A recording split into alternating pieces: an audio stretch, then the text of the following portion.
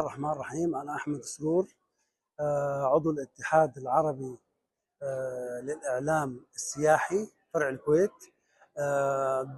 وصلنا لهذا المكان الرائع اللي هو منتجع دومينا.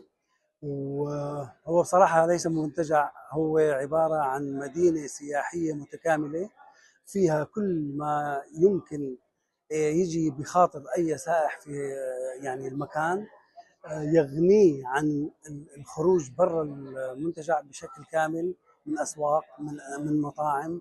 كل المستلزمات اللي ممكن تكون واحد تدعيه لانه يخرج برا المنتجع، لا، موجوده هون. فنحن يعني منبهرين، وهذا هو الاستثمار والاستقرار.